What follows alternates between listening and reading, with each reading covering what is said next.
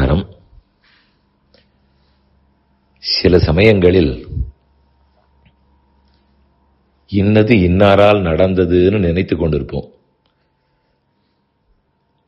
ஆனால் உண்மையில் அது வேறொருவருடைய முயற்சியாலோ அருளாலோ நடந்திருக்கலாம். அது தெரியாமல் ஏதோ நாம் தான் நம்முடைய முயற்சியாலே அதை செய்து விட்டோம்னு தப்பு கணக்கு போட்டுக் கொண்டிருப்போம். வரிசையாக கோயில்களுக்கு போய்க் கொண்டிருக்கிறோம். புண்ணிய க்ஷேத்திர யாத்திரை. ஒரு கோவில் 11:30க்கு மூடிவிடுவார்கள் என்று கேள்விப்பட்டோம். அவசர அவசரமாக சென்றோம். நல்ல வேளை, நாம் போகும்போது அந்த கடைசி நிமிஷம் கோவில் திறந்திருந்தது. பெருமானும் தரிசனம் கொடுத்தார். சேவித்து விட்டோம். வெளியே வந்து என்ன சொல்லிக் கொள்வோம்? நல்ல வேளை, வண்டியை நிறுத்தாமல் ஓட்டிக் கொண்டு வந்தோம்.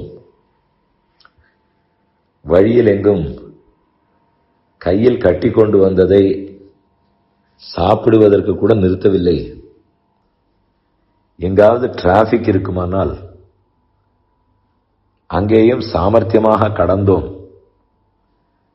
இதெல்லாம் பண்ணி வந்து விட்டோம் சொல்லிக் கொள்வோம். ஆனால் அதே சமயம்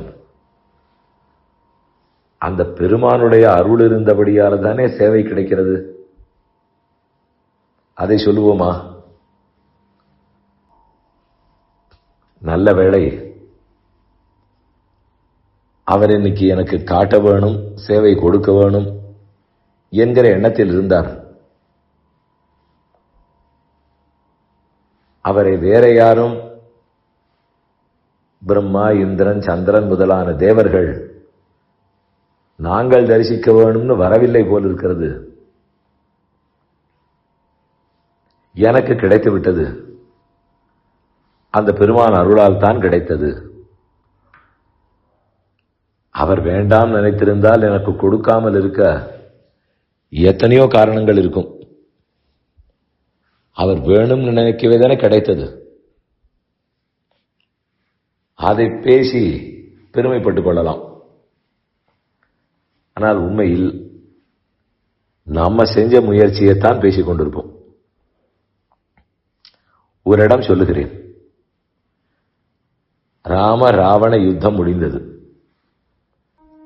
ஹனுமார் நல்ல செய்தி சொல்வதற்காக அசோகவனத்துக்கு வருகிறார்.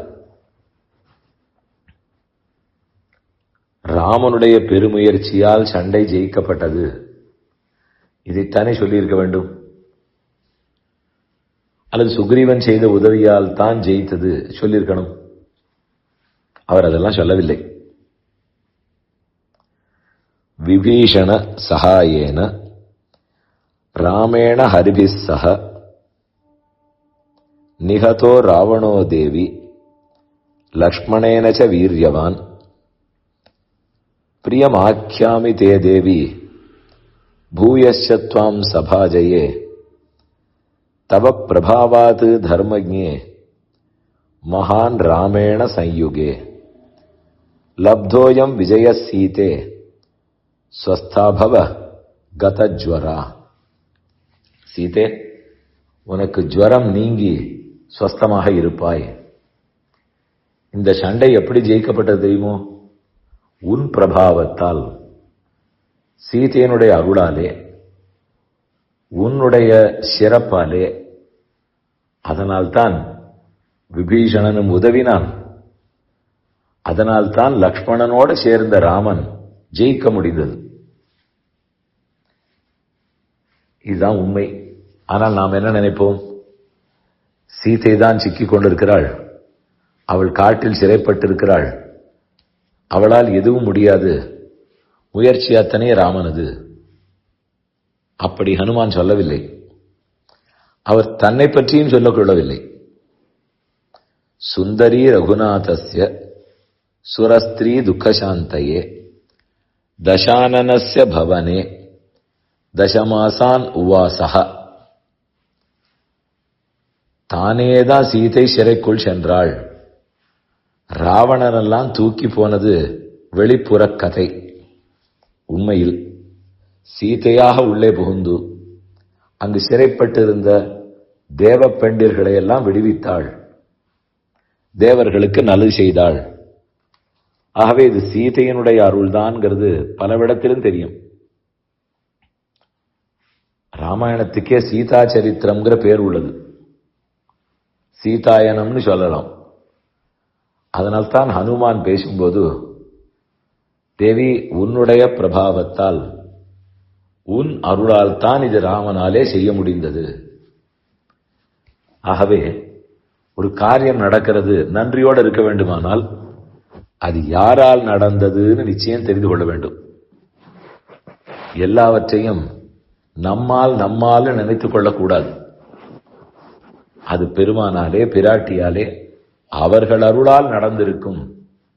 அந்த உண்மையை புரிந்து கொள்ள வேண்டும்.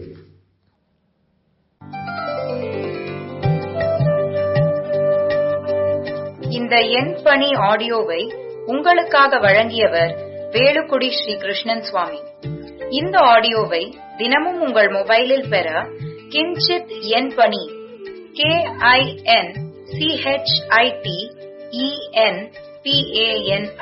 என்ற ஆப்பை கூகுள் பிளே ஸ்டோரிலோ அல்லது ஆப்பிள் ஐஸ்டோரிலோ டவுன்லோட் செய்து கொள்ளவும். தினம்தோறும் இது போன்ற உபன்யாசங்களை கேட்டு மகிழவும்.